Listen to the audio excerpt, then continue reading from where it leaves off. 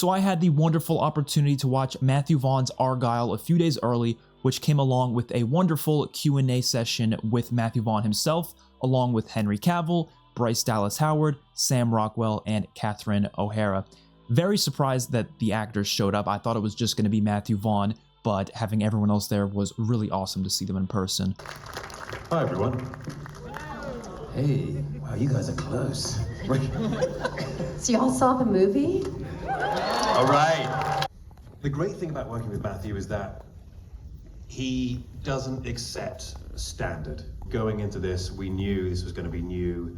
There were going to be innovative techniques. It was all very much a prototype shooting style. It was a great time, I really had fun, but the movie itself is what I wanted to talk about today in a full non-spoiler session. So I'll be honest, none of the trailers for this movie, none of the marketing looked that incredible. I wasn't that excited for this movie. My main excitement to see this movie was the fact that I was seeing it a bit earlier than everyone else, and also the fact that I was going to get to see a director Q&A, which turned into a Q&A with, a bunch of actors from the film, and I wasn't really expecting to like the movie that much, but I was pleasantly surprised. It was a lot better than the trailers make it out to be. So just a short synopsis for the film. It's about this author, Ellie Conway, who writes these books called Argylle, and she's writing them, and somehow they're lining up with actual real life events involving these secret organizations, these secret spy organizations.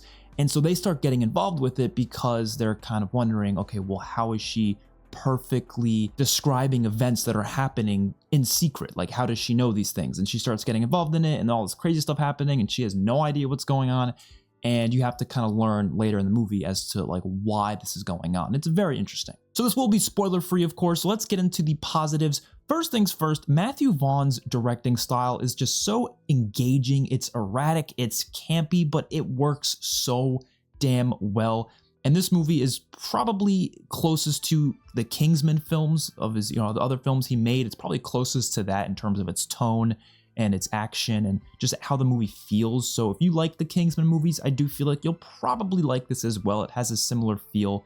The trailers make it seem like it's going in a really weird direction with the plot, but I'm not going to say any spoilers, obviously, but I just want to say that it's not exactly what the trailers portray. Like, there's a lot to this movie that the trailers just don't show, especially in the third act. There's quite a few insanely cool sequences that the trailers don't show, which is good. I don't think trailers should show those scenes, but at the same time, I feel like the trailers just didn't do a good enough job of really showcasing how good this movie could actually be. It's genuinely funny. There's a lot of organic comedy here. None of it feels forced. There's none of that like slapsticky type comedy. It's all very organic, especially because the actors in this, I mean, Sam Rockwell and Bryce Dallas Howard were the two main leads of the film.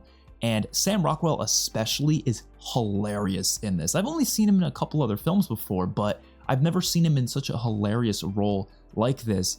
And he plays such a great character, and Bryce Dallas Howard, of course, as the main lead, also plays a very interesting character who has a lot more layers to it than you would originally expect. The first two acts were pretty good. Like, after maybe like an hour of the movie, I thought it was pretty good. I didn't think it was like incredible or anything like that, but once you got to like the third act, I feel like it kept getting better and better to the point where how it all culminates in that final like 30 minutes of the movie was just such a fun time. I really like, I can't stress how fun this movie was to watch. And obviously I was watching it on this massive IMAX screen, expecting a Q&A afterwards. So of course my experience is slightly biased in that sense. I had a lot more fun because of that. But at the same time, the movie just has such an infectious energy to it that just works on so many levels. As Matthew Vaughn's movies usually are, there's a lot of incredible music that pairs together with the action scenes very well. And honestly, in some senses, I feel like a lot of his movies are like musicals, which is actually interesting because he is going to be directing a musical soon. Apparently that might be his next movie. But a lot of his movies feel like musicals in the sense that whenever there's an action scene, they always have to pair it with a really fantastic licensed song. Obviously they could be doing, their original soundtrack for the action scenes, which there's an original soundtrack here that is really great by Lorne Balfe. It's great. But whenever they throw in licensed music, they make it play so well with the action scene, and that's something, like I said, Kingsman did very well, Kick-Ass did very well, and so you see it here as well. It's just so awesome, and there's one in particular towards the end of the movie that's just so damn good. The way it's directed, everything looks so clear, It's well choreographed. I can't get enough of his directing style. I really can't. And this is an insanely good cast. So obviously I already mentioned Henry Cavill, Bryce Dallas Howard, Sam Rockwell, and Catherine O'Hara. But there's also Bryan Cranston. Yes, Bryan Cranston, Walter White himself, he's there. Samuel L. Jackson, and you have John Cena and Dua Lipa. So this is a stacked cast. Obviously a lot of people that are very popular, and they feel very unique to their characters in this. They don't really feel like other characters I've seen before. And Bryan Cranston especially, he plays the villain here. He is fantastic. I want him so badly to play a villain in some sort of, whether it's Marvel or DC, because he is so good at a villainous role. And the chemistry between all the cast is just so good. It's a pretty long film. It's about 2.5 hours. And you do not feel that runtime at all because you're just having a great time the whole way through. So definitely recommend watching this movie. I can't really say any more positives than that. It was just a fantastic time. And as for the negatives, I honestly don't have any personal negatives, personal gripes with the movie. I honestly didn't really dislike anything about it. Maybe there's minor moments I would have tweaked or something, but honestly, I don't really have big criticisms for it. I think the only thing I could think of is more of an overall thing, because I'm not really sure if other people are going to like this movie as much as I did. And I already could tell by looking on the Letterboxd reviews, the people who did see it early as well, there's quite a few negative reviews for it. And I feel like if you're not into that really goofy, campy tone of some of Matthew Vaughn's other films, you're probably not going to really get into this as much as you would have otherwise. I mean, even myself, I much prefer a really, serious, grounded, gritty film to a goofy one. But that doesn't mean I can't really love a goofy one from time to time, especially when there is serious moments intertwined with this movie. It's not all the way goofy. It's not like 100% goofy the whole time, but there is a lot of moments that are serious and actually have some good character growth.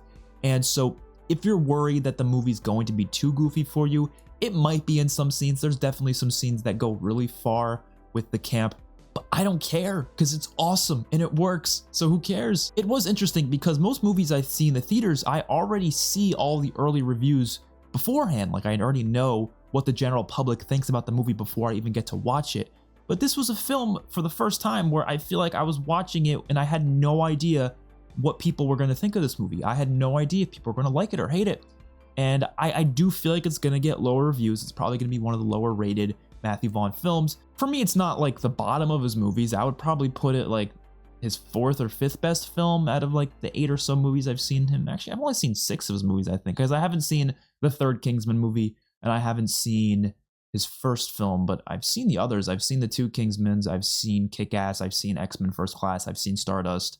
So yeah, that's pretty much 6 of his movies, I guess. I don't know. I might be miscounting. Whatever. You know what I mean. It's a pretty damn good movie. It definitely competes with a lot of his other great films. And yeah, I can't recommend this enough. I really can't. For a rating, I'm going to give it an 8.6 out of 10. It has high potential to be in like my top 20 of the year. I mean, I have no idea how many movies I'm going to watch by the end of the year. Hopefully I'm going to watch a lot this year. I didn't get to watch as many as I wanted to last year. So the year's starting off pretty good. I mean, I saw Mean Girls a couple weeks ago. A lot of people didn't like it. I thought it was fine. I didn't really have a problem with it. But this is great. This was a great movie, and I'm expecting it to be pretty high up there for my ranking at the end of the year. So hopefully you guys enjoyed. Let me know your thoughts in the comment section down below, and I will see you all in my next one. Peace out.